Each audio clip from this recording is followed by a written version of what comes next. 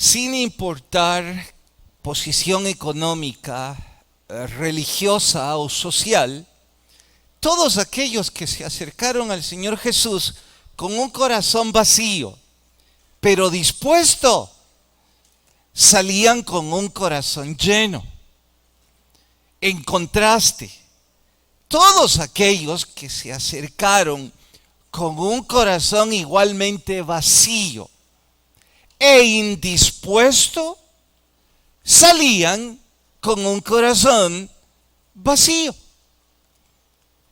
Lo que hacía la diferencia no era la posición de estas personas, no era su condición económica, social o religiosa, era la disposición de su corazón. Quiera Dios que usted y yo tengamos ese corazón dispuesto y que, sin importar nuestra condición económica, social o religiosa, salgamos esta noche con un corazón lleno. Es que voy a advertir algo. Regálame un poco más de volumen, por favor. Voy a advertir algo. Si mi intuición fuese correcta, que creo que no lo es y tampoco importa, puedo presagiar o puedo intuir, en honor a lo que mis ojos ven, es que algunos de ustedes no traen un corazón dispuesto. Insisto que qué bueno que yo me equivoco y a pocos o a nadie les debe importar mi impresión. Pero si mi intuición fuese correcta y tengo la razón de que algunos de ustedes no tienen un corazón dispuesto para estar aquí, puedo augurar, puedo asegurar de que van a salir exactamente como vinieron, con un corazón vacío, no en honor a mi interpretación, en honor a la historia. Los que se acercaban con un corazón vacío, pero dispuesto, salían con un corazón lleno después de ese encuentro con la palabra. En contraste, el mismo corazón vacío, pero con corazón indispuesto, salían con el corazón vacío. Quiera Dios entonces que la mayor parte de nosotros tengamos un corazón dispuesto. De hecho, estando yo en su lugar y siendo confrontado por un predicador, y ese predicador cuestionando si mi actitud en esa silla es de corazón dispuesto, viene la pregunta a mí como oyente: ¿cómo me aseguro de tener una buena disposición? Porque yo no quiero gastar 40 minutos de mi tiempo oyendo una disertación de la cual voy a salir vacío. Y yo me imagino que la mayor parte de ustedes opinan como yo. Son personas ocupadas, están un poco agotados físicamente por la jornada laboral, el tráfico, y cerrar su día escuchando algo que no me sirve para nada, no creo que sea, o quiero suponer que no es el corazón de nadie. Y que se suman conmigo en decir, bueno, ¿cómo me aseguro de una disposición correcta?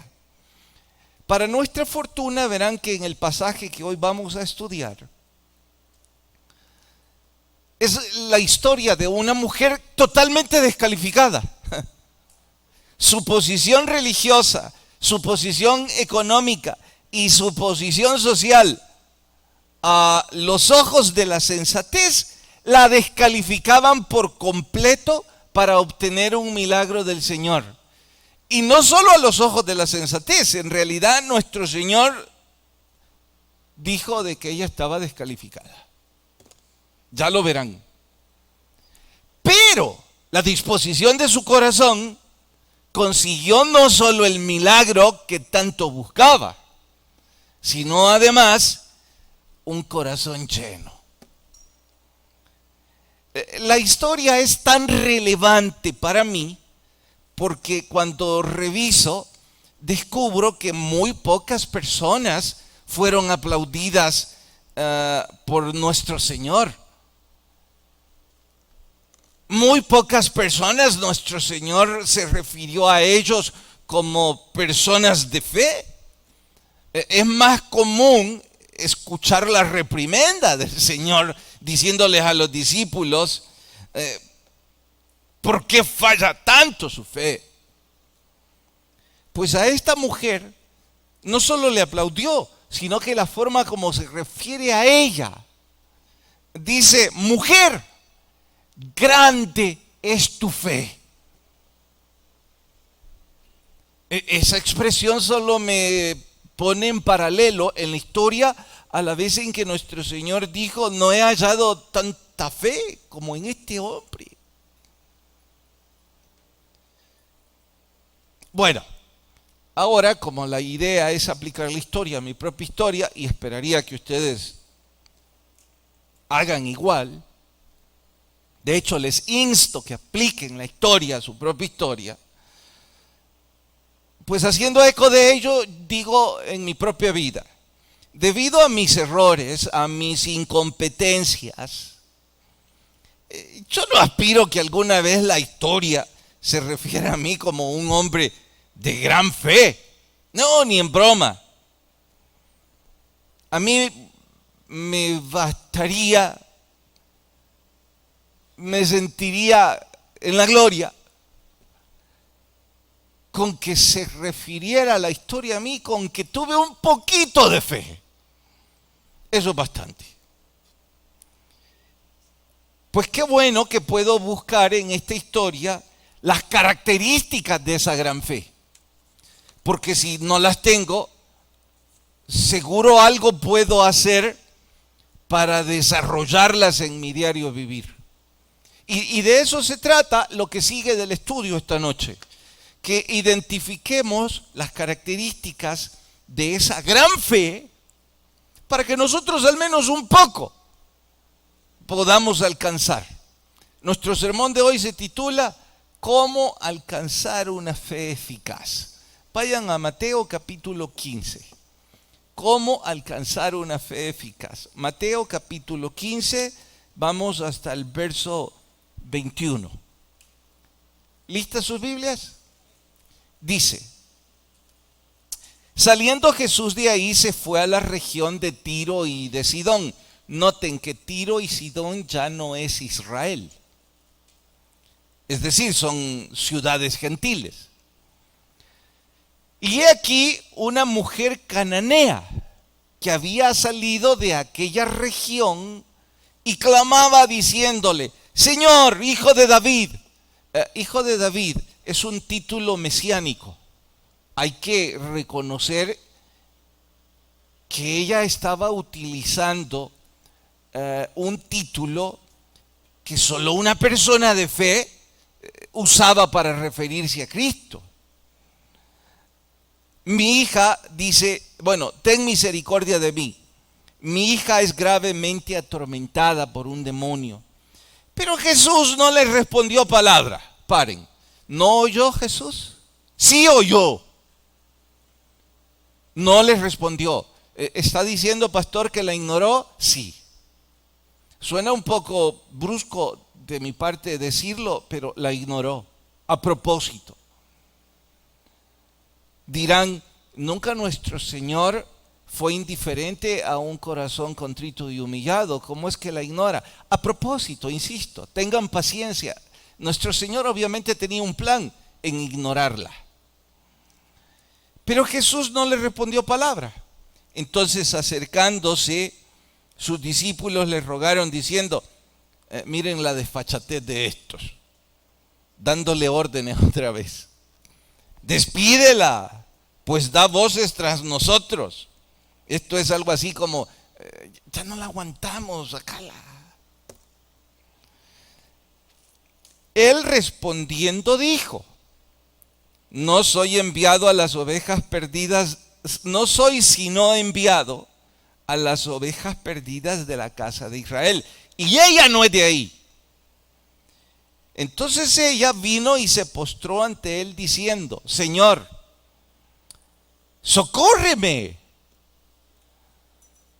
Paren, quizás para aquellos que no han logrado la escena completa, ella está insistiendo y está abriéndose paso en medio de los 12, ellos incómodos con la vocifería de esta mujer, nuestro Señor ignorándola, siendo, además de ignorarla, siendo severo en su segunda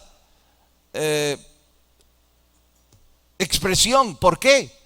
Porque dice: yo soy enviado a los judíos. Fue discriminativa la expresión. Sí, por supuesto que sí. Y ella insiste. Entonces ella vino y se postró, y respondiendo él le dijo: si les pareció severo, ahora es cruel. No está bien tomar el pan de los hijos y echarlo a los perrillos. Los hijos son los judíos, los perrillos son los gentiles. Ahora, cuidado, este perrillos no es la misma expresión que se ocupa en capítulos anteriores, en donde hace eco a los perros rabiosos y sarnosos que pululaban en esa región de Galilea. Esta expresión perrillos es más bien mascotas, como nosotros los conocemos, que llegan a ser parte de nuestra familia. Nuestro Señor dijo: no tengo por qué yo hacer un milagro a los perrillos. Wow, fue cruel. Sí. Ni en broma estoy yo juzgando a mi Señor, Dios me libre de semejante grosería. Hay un propósito, pero en la escena nuestro Señor tenía la intención de ser cruel con ella. ¿Que para qué? ¿Que por qué? Ya pronto lo descubrirán. Ella dijo: sí, Señor, soy un perrillo, pero aún los perrillos comen de las migajas que caen de la mesa de sus amos. Entonces, respondiendo Jesús dijo: oh mujer, grande es tu fe, hágase como quieres. Y su hija fue sanada desde aquella hora. Wow, vaya historia, ¿no? Leemos, oremos por favor. Señor, por favor habla a nuestras vidas y ayúdanos a crecer en el estudio de tu palabra. En Cristo Jesús, amén. Con efectos ilustrativos y didácticos voy a recrear un escenario que, aunque es real, cambiaré los nombres por respeto y por ética. Diremos que se llaman, no importa. Ambas trabajan en la misma oficina. Tienen casi la misma edad, las mismas responsabilidades laborales y, de hecho, hasta donde yo pude interpretar, las mismas habilidades. Es decir, no estaban compitiendo en esa empresa. Pero, como me compartió una de ellas, recién hubo cambio de jefatura. Se ha anunciado que habrá recorte de personal y, por supuesto, todos están angustiados con la posibilidad de que sus nombres aparezcan en el listado de ese recorte. Y con razón. No es una murmuración, se ha advertido oficialmente. Lo que sí es rumor es que la nueva jefatura parece ser misógina y que quiere en su planilla, en la mayoría, hombres. Hay un grupo de oración allí en esa empresa, se reúnen 2 veces por semana en el tiempo del almuerzo. Ellas no han sido persistentes, ni constantes, ni nada en dicho grupo. Pero claro que ahora con la angustia y la inminente tristeza, están yendo al grupo de oración. Uno de los que son pilares en dicho grupo ha estado orando en voz alta y oró por ellas, tratando de fortalecer la fe de ambas. Ahora, hay algo curioso. Estas mujeres hay algo en lo que no coinciden. Sí son muy cercanas en edad, muy cercanas en sus responsabilidades y muy cercanas en cuanto a sus habilidades. Pero la formación religiosa se distancia abismalmente. Una de ellas creció en un hogar evangélico, padres piadosos, servidores, y ha estado involucrada desde que nació en una comunidad cristiana. La otra nació en un hogar disfuncional, padres en conflicto. Después de la separación de estos, la mamá, por el sufrimiento, dice ella, se enredó en una relación y otra, tratando de sanar su herida. Pero lejos de sanar su herida, hizo muchas más. Su papá, que ya estaba enredado en juegos de azar, terminó también en espiritismo. Y ese es el abolengo de esta mujer. Esa ha sido su familia, es lo que ella conoce. Bien, aquí viene la pregunta para ustedes. ¿Cuál de estas dos mujeres creen tiene mayor posibilidad de recibir el milagro por el que ese hombre está orando en el grupo de oración? Porque ahora todo el grupo está pidiendo por las dos. Y yo no estoy diciendo que el Señor va a favorecer solo a una. Pero sí se me ocurre preguntar, ¿cuál de ellas va a tener una fe grande? ¿O cuál de ellas tiene mayor posibilidad? Bien, enriquezcan este estudio y denme su opinión. ¿Cuál creen que tiene mayor posibilidad? A ver, Dani.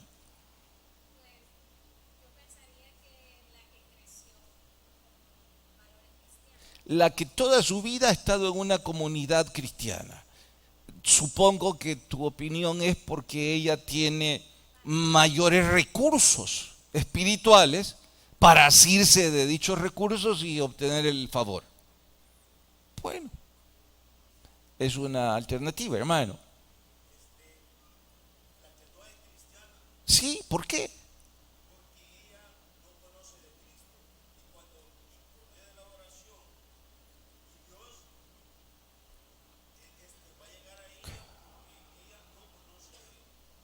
Bien, para quienes no escucharon hasta allá, el hermano piensa que tiene mayor posibilidad la que nunca escuchó del Evangelio, que su condición de desconocedora quizá la va a acercar más. Bueno, ¿alguien tiene otra opinión? ¿Más nadie? Hermana Evelyn.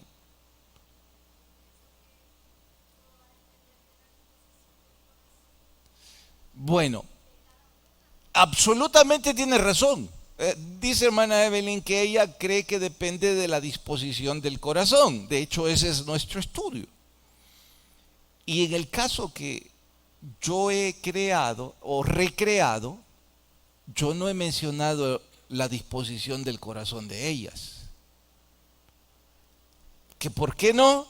Porque a propósito, ahora quiero lanzarles el desafío. Algunos de ustedes califican en el escenario de esa mujer que conoce del Evangelio, si no de toda la vida, de los últimos 15 años o 30. Saben de recursos espirituales. Saben de cómo ayunar, de cómo ir a una vigilia, toda una vida. Y hay otro grupo de ustedes que tristemente vienen de una familia como ese hogar resquebrajado. No saben nada. Lo mucho que saben es lo que están oyendo ahora. Bueno, entonces ¿tienen los dos la misma posibilidad? Quizá. ¿Cómo saberlo? Veamos las características de una gran fe. Porque va a depender de la disposición del corazón, no de su historial. ¿Recuerdan cuando empezamos este estudio que les dije? No importa su condición social, económica ni religiosa. Importa la disposición de su corazón. Importa la sed con la que están escuchando esto o la indiferencia con la que están soportando esto. Bien, veamos las características. Verso 25 al 27. De hecho, yo lo voy a leer y ustedes me dicen qué virtud creen que se rasga de esto. Entonces ella vino y se postró ante él diciendo: Señor, socórreme. Él dijo: no está bien tomar el pan de los hijos y echarlo a los perrillos. Ella dijo: sí, pero aún los perrillos comen de las migajas que caen de la mesa de sus amos. ¿Qué virtud desgarran de estos dos versos? A ver. Absolutamente de acuerdo. No solo es humilde, es increíblemente humilde. Les voy a explicar el contexto, que de hecho, a mi gusto, esta mujer no solo era humilde, era brillante. Porque qué respuesta la que dio. Y yo creo que el Señor ya sabía esto, no fue una sorpresa, Él es omnisciente, es Dios. Pero los discípulos me los puedo imaginar boquiabiertos, diciendo: ¿y cómo se le ocurre dar esa respuesta? ¿Cuál? Les explico. Tan humilde era que se sabía cananea. ¿Qué significa eso? Bueno, es una ciudad pagana y más que reconocida por su vileza y por su maldad. Tanta maldad que en el Antiguo Testamento se ordenó su destrucción total. No se llevó a cabo por desobediencia de los mismos judíos. Ella, como cananea, no tenía ninguna herencia religiosa. No conocía nada sobre el Pentateuco, sobre el temor a Dios, sobre el sacerdocio, templo o sacrificios. De hecho, ¿saben que la diosa patrona de esas ciudades fue Astarot? Así que ella creció adorando una divinidad infestada de aberración sexual. Consciente de su condición, no se sintió ofendida cuando el Señor dice: usted es un perrillo. Con total humildad y brillantez dice: de acuerdo. Ahora, ¿saben por qué la admiro sobremanera y por qué estoy diciendo que esta mujer fue brillante?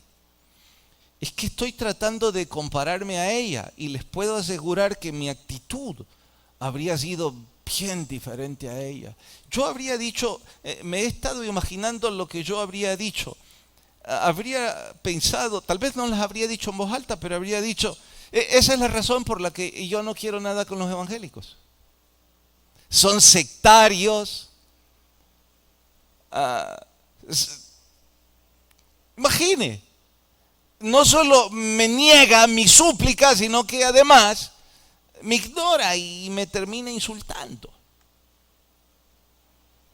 Yo me identifico más con aquel general sirio, ¿se acuerdan? Que estaba lleno de lepra. Y fue donde el profeta, y el profeta le dijo, vaya a bañarse y métase 7 veces ahí. Y él bien enojado dijo, no, yo por qué me voy a ir a meter a un sucio río si allá de donde yo vengo son paraísos los ríos. ¿Y quieren que me meta 7 ahí? Con ese me identifico yo. Que por cierto, el empleado de él cuando iban de regreso le dijo, mire, con todo respeto general, ¿y usted a qué vino pues? ¿A que me sanaran? Y si el profeta le hubiera dicho que le diera mucho dinero, que le pagara y que lo volviera una lumbrera, usted lo hubiera hecho. ¡Claro que sí! Si no le pidió nada, solo le dijo que se meta allí, ¿por qué no se mete pues? Y el general entonces reacciona y dice, este tiene razón, ¿verdad? Me voy a ir a meter. Bueno, yo me identifico más con el general, no por sus galones en los hombros, me identifico con él por tonto, por orgulloso, por arrogante. Esta mujer fue todo lo contrario. Ella con total humildad dijo, sí, es cierto, yo califico con esa descripción, sin embargo, aún esos perrillos comen de la migaja de la mesa de sus amos. Señor, regáleme migajas. Y es ahí donde el Señor dice que se haga lo que querés. Ay, si esta hubiera pedido no solo porque le sacaran el demonio a la hija, sino al esposo y a toda la comunidad, se da. Creo que ella fue pensando después, porque le pedí tan poco.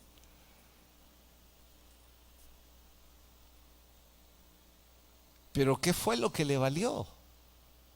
La humildad. Y ahora yo me estoy gritando a mí mismo, ¿cómo se me ocurre venir a la casa de Dios o encerrarme en mi cuarto a una oración arrogante en la que reclamo y demando que Dios favorezca mi petición? Con suerte yo califico entre los perrillos. Si es que no, tampoco ahí. Eso me debería llevar a la casa de Dios o a la intimidad de mi cuarto de rodillas. Y como dice el libro de Lamentaciones, poniendo mi boca en el polvo por si aún hay esperanza. No diciendo en mi oración, ¿por qué a mí, Señor? ¿Por qué esto me pasa a mí y a los otros no? Primera virtud, humildad. Segundo, verso 22.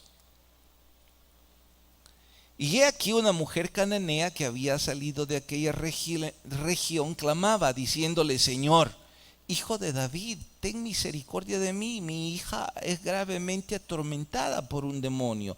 ¿Qué virtud logran rescatar de ese verso?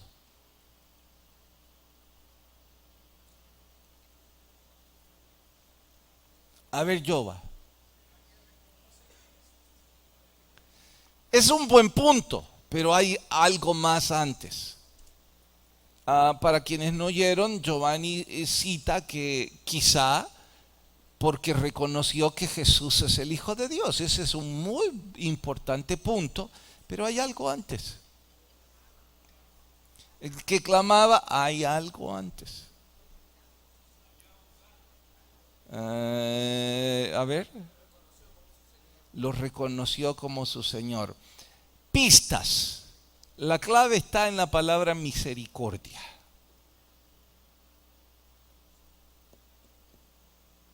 ¿Qué es misericordia?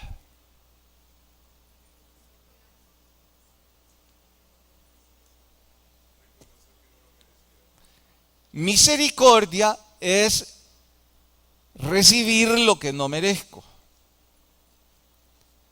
Ella reconocía que no merecía que el Señor Jesús obrara el milagro. ¿Y sabe quiénes son las únicas personas que reconocen que no merecen favor de Dios? Las personas que están arrepentidas de sus errores, conscientes de que somos cananeos, que nuestro historial es pagano y nada de lo que podamos vanagloriarnos. Deberíamos llegar al altar arrepentidos de nuestro historial, con nuestra sincera disposición de cambiar nuestras vidas, porque nos duele haber ofendido a Dios con lo que somos. Y es aquí en donde también debo preguntarme si esa es la disposición con la que yo ruego milagros en favor mía, reconociendo que no lo merezco. No, lo cierto es que no una, sino varias veces lo que yo he pensado es que sí lo merezco, que sí he hecho algún mérito digno de que se me tome en cuenta entonces. Y como me creo digno, no me doy cuenta del más grande pecado. ¿Cuál? Mi soberbia. Mire, disculpe el ejemplo, pero creo que me va a servir. Si este servidor como predicador se le ocurre pensar que estoy en este púlpito debido a algún mérito, le recomiendo que no vuelva a venir a escucharme, porque esa es la arrogancia más nauseabunda, de que un mortal merece el privilegio de hablar de la palabra de Dios frente a no sé cuántas decenas de personas. No estoy diciendo que esta vez me llené de humildad, ya quisiera yo tener la virtud. Estoy diciendo que esta vez reconozco que no tengo ningún mérito, que es por pura misericordia. Y si ustedes y yo reconociéramos eso en nuestros trabajos, los apreciaríamos y lo que hiciéramos lo haríamos como para Dios. Pero algunos no lo hacemos así. ¿Saben por qué? Porque creemos que merecemos más. Mejor sueldo, mejor condición, mejor trato. Y lo mismo se traslada delante de Dios. ¿Ustedes querían saber cómo tener una fe grande? Porque esa es mi súplica. ¿Cómo yo desarrollar una fe? Bueno, ahora sé que número 1, debo llegar con humildad. Y número 2, debo llegar arrepentido por lo que he hecho. Significa que debo estar arrepentido por haberle gritado a mi esposa.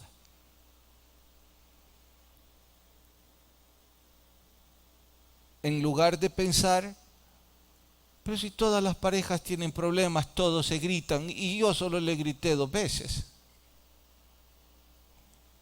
Debería ahora mi corazón estar compungido. Debería sentirme consternado de que no he dado el dinero que debí dar para el gasto de la comida. o el gasto de la casa en general. ¿Debería sentirme avergonzado de venir a pedir un favor si no estoy casado? Debería dolerme. Debería dolerme venir a suplicar ese favor si todo el día no hice más que usar un vocabulario sucio. Y 30 ejemplos más. Sin arrepentimiento alguno. Verso 22. Dice: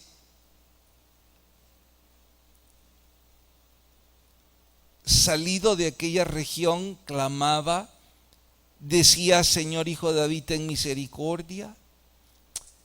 Jesús no le respondía palabra. Verso 23. Jesús le dijo: no soy enviado sino a las ovejas. Y verso 26, no está bien tomar el pan de los hijos. Ok, y en esos 3 versos que he parafraseado rápidamente, ¿qué otra virtud encontraron?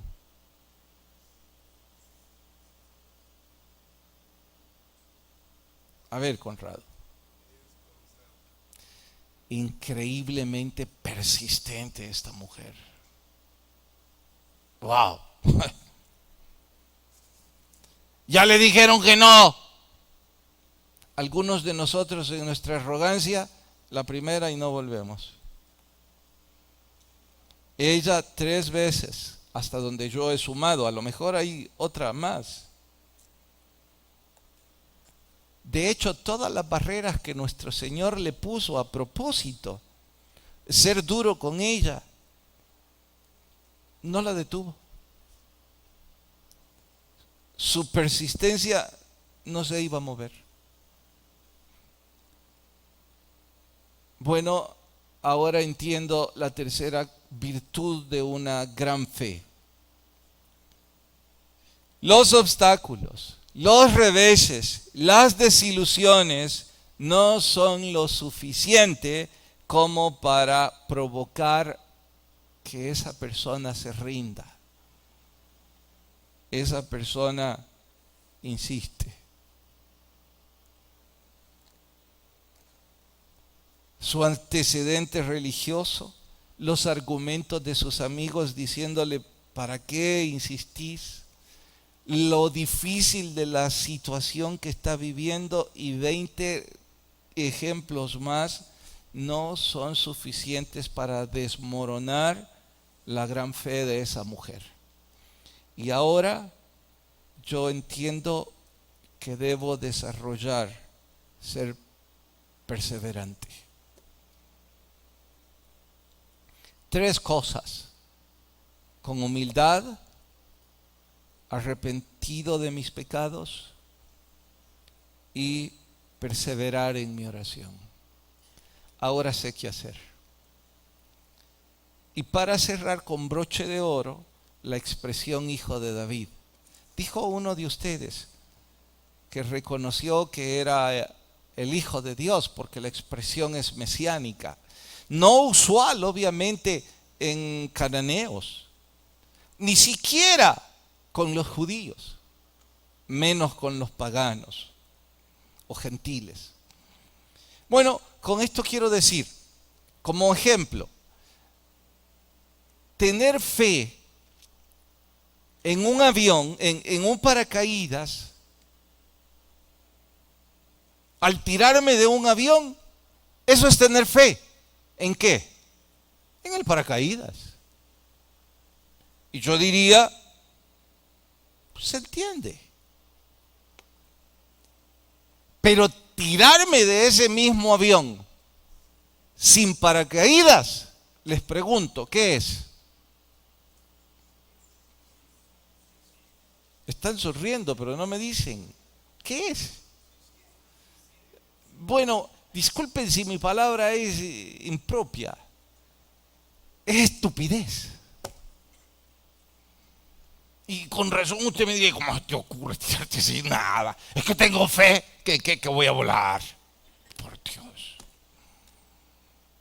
Bueno, ahora quiero decir, para mí, ir por la vida teniendo fe en algunos amigos, en mis habilidades, en mi negocio, en este gobierno, el anterior o el próximo, en mi edad, ¿cómo puedo tener fe en esas cosas? Lo único en lo que suena sensato tener fe es en Cristo Jesús. Pero hay algunos que prefieren darle la espalda al Señor. ¿Por qué? Porque no quieren ser humildes delante de Él y reconocerlo como su Señor. No están dispuestos a arrepentirse y no quieren perseverar. Me pregunto en qué está puesta su fe. Vamos a orar.